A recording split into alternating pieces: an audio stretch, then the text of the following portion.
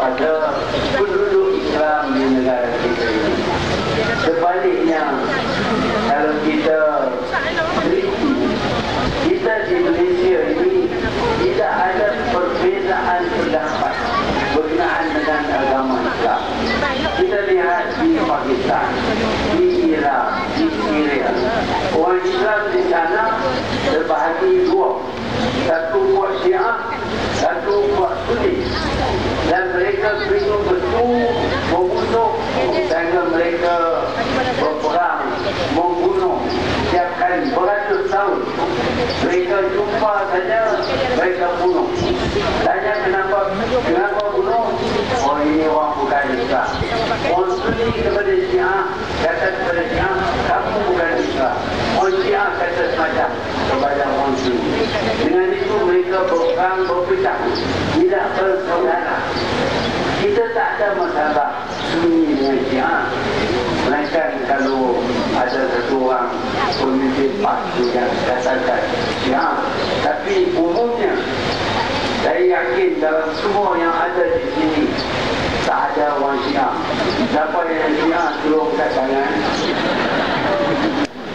Kita semua Sunni, Ahli Sunnah wal Jamaah, dan kita semua pengikut Imam Syafi'i. Tak ada perbezaan pendapat antara kita. Sepatutnya di Malaysia ini orang Islam yang rata-rata adalah orang Melayu merapatkan barisan bersatu untuk menjaga agama Islam dan negara ini yang diberi hak kepada kita memerintah. Sepatutnya begitu.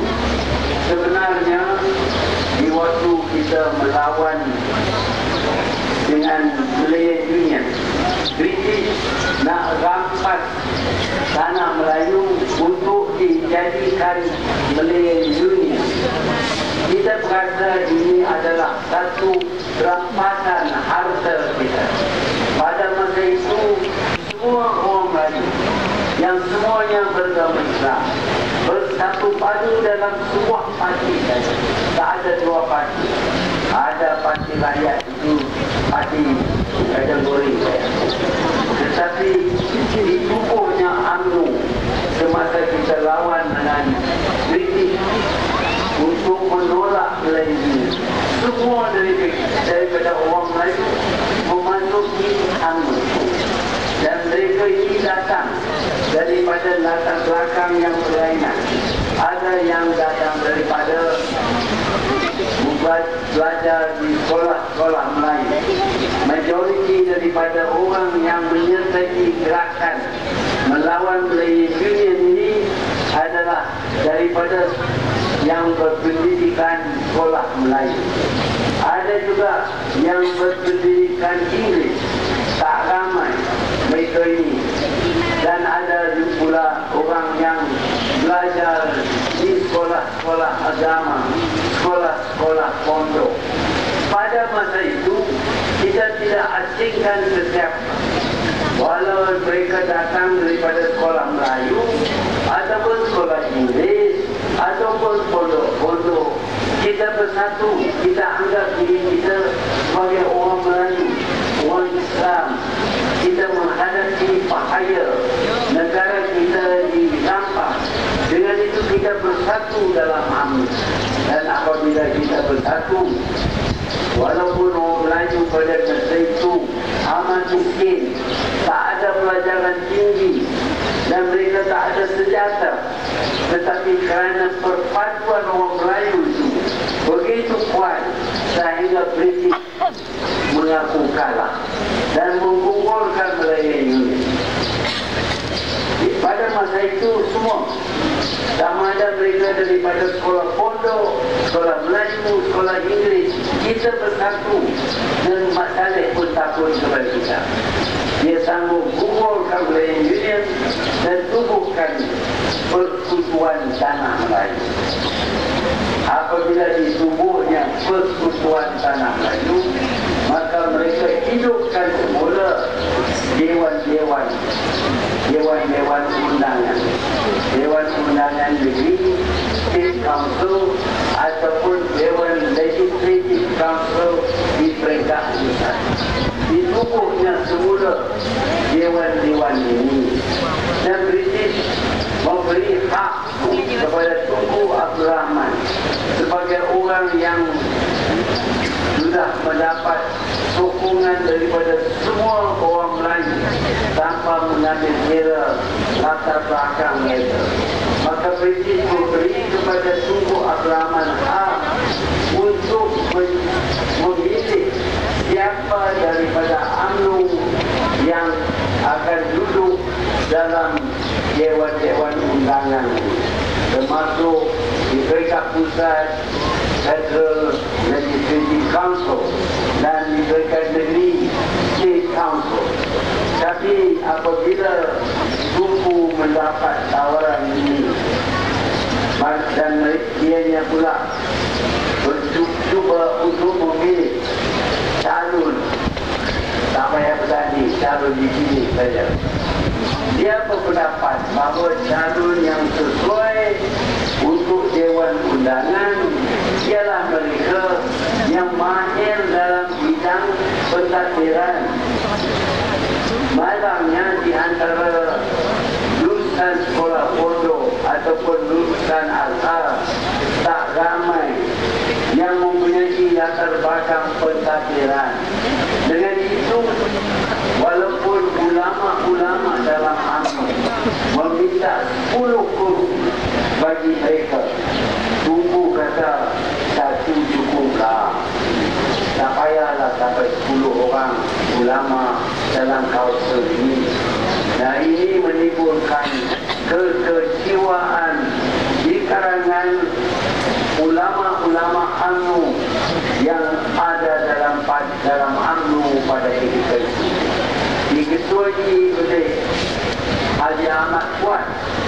Mereka keluar daripada UMNO untuk menunggu parti mereka sendiri, supaya mereka dapat pilih calon sendiri daripada orang mereka dalam pertandingan pilihan raya. Bukan kerana Islam, kerana tak dapat kursi.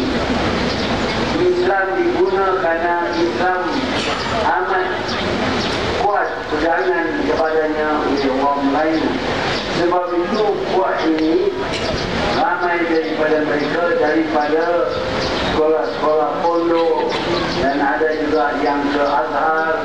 Mereka keluar daripada UMNO dan mereka tubuhkan parti. Pada ketika itu dinamakan Pan Malayan Islamic Party, PMIP. Sekarang ini dinamakan PAS, Parti Aslam Malaysia. Saya kata Aslam, tapi dia kata Islam. Tapi di buku PAS, macam mana saya nak buat? Saya ingat Aslam maksud. Tapi kalau di Kelantan, dia tak Islam langsung. Aslam pula, dia menganut agama Islam. Tak tahulah apa dia Islam. Islam. Itu kan Islam. Sebab itu kadang-kadang dia melawan sikit. Jadi dia buat parti Islam ini bukan kerana nak memperjuangkan agama. Kalau nak perjuangkan agama, dalam UMNO pun boleh perjuangkan agama. Tapi kerana tak dapat kursi, sepatutnya dipanggil parti ini Parti Kursi Malaysia. Pada nak kursi, bukan partai agama, tidak. Pada tak dapat kursi, keluar buat parti sendiri. Bila dia keluar, maka pecahlah perpaduan di kalangan orang Melayu dan orang Islam. Mereka lah yang membawa perpecahan di kalangan orang Melayu yang dahulu bersatu dalam UMNO, menjadikan UMNO itu begitu kuat sehingga mengalahkan British. Tetapi apabila mereka tarik diri yang mendaftar mereka sebagai sebuah parti ialah berikut. Dengan serta-merta British daftar parti sebagai parti politik. Ini kerja masalah. Ini dia apa macam tu. Bila dia nampak orang Hindu dengan orang Islam berpecah, dia cepat-cepat tadi galakan. Dia sekarang orang Islam berada hadian inilah macam-macam lain yang berpecah dari di antara orang Islam. British memberi penyerapan kepada agapan, hadian dan macam-macam lain, kerana memang menjadi satu pendekatan British yang dipanggil sebagai dalam bahasa Inggeris divide and rule, pecah dan perintah. Inilah pendekatan British. Apabila saja parti-parti ditubuh, British tepuk tangan. Sekarang orang Islam sudah berpecah. Kita bagi sokongan kepada mereka. Inilah usul asal parti-parti. Kalau mereka tak mengaku kata ini sebenarnya, mereka kaji balik sejarah parti mereka. Waktu mana parti mereka ditubuh? Bukan di masa kita bersatu melawan Melayu Union. Parti-parti tubuh apabila ada peluang untuk jadi yang berhormat, yang amat berhormat. Dapat gaji RM300 dalam masa itu, boleh dijadi penyiasa dan dipanggil The Honorable. Honor utama dipanggil The Honorable. Sekarang ini kita panggil yang berhormat. Itu sebabnya yang parti-parti tubuh bukan kerana Islam, bukan kerana memperjuangkan agama Islam. Dia ditubuh kerana tak dapat kursi. Lepas itu sudah tentulah mereka mengguna agama Islam kerana mereka faham orang Melayu ini pegangan mereka kepada agama Islam begitu kuat kan. Kalau pun dia tak semayang dan puasa, tapi kalau kita jumpa orang Melayu tanya dia Islam ataupun tidak, dia kata dia Islam. Kalau kita kata kepada dia bukan Islam, dia tumbuh hidung kita. Ini sifat yang ada kepada orang Melayu. Tetapi mereka telah tumbuh parti-parti dan menggunakan pengkafiran orang UMNO untuk mendapat sokongan bagi diri mereka. Nasib baiklah dalam pilihan raya 1955, di masa waktu kita masih berada di bawah British membuat keputusan daripada 98 kursi yang ada dalam Dewan Undangan Persekutuan Federal Legislative Council. Daripada 98, British membenar hanya 52 kursi saja dipertandingkan dalam pilihan raya 1955. Pendapat British ialah tak mungkin mana-mana sebuah parti mendapat cukup bilang untuk berdiri kerajaan. Bermakna bahawa parti yang menang 50 kursi ke atas barulah boleh menubuh kerajaan. Harapan British ialah daripada 52 ini tak ada parti yang boleh dapat 50 kursi. Tetapi berkat kepintaran Tunku Abdul Rahman, dianya berjaya memenangi bagi pihak perikatan pada ketika itu 51 kursi. Hanya satu saja kursi yang dimenang oleh parti PAS.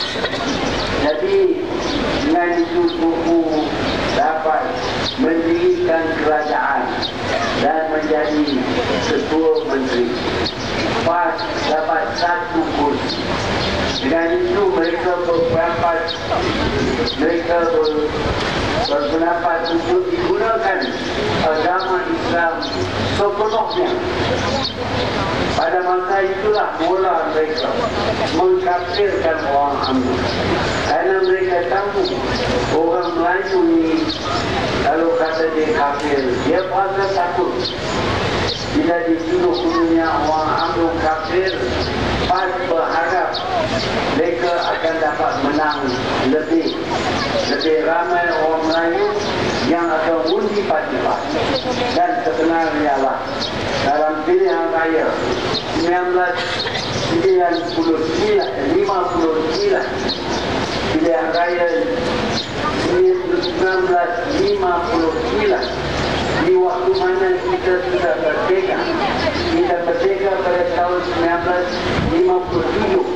Tahun 1959 tidak ada pilihan raya yang pertama yang diadakan oleh sebuah negara yang sudah pun lepas merdeka.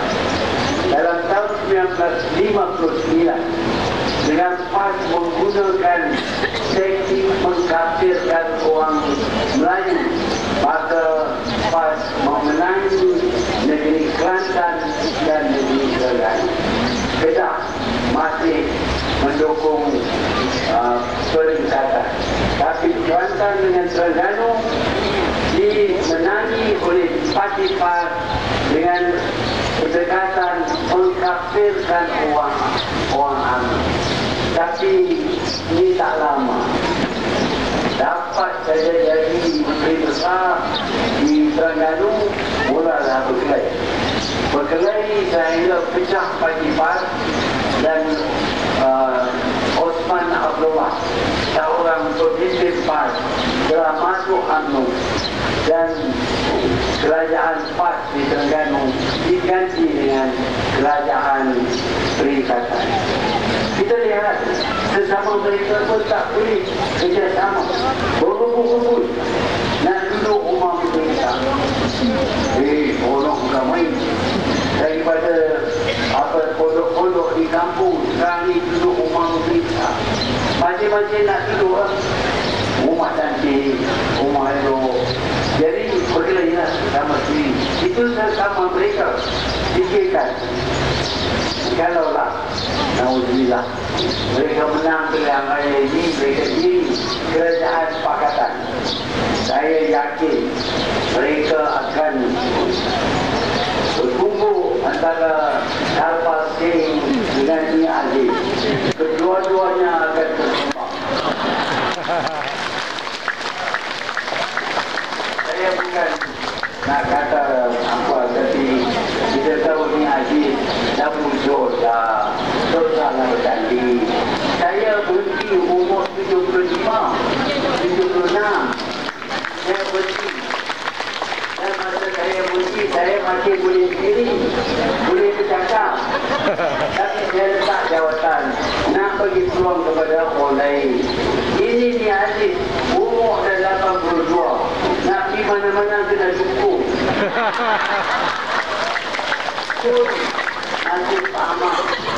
Masih tamak nak jadi menteri besar Kelantan. Wah, sedap bukan main jadi menteri besar. Tak apalah, tinggal kursi lembek, kaki pun lembek, semuanya lembek. Jadi sepatutnya ni Aziz kata, sudahlah, saya dah tua, bagilah peluang kepada orang lain macam Mustafa ke.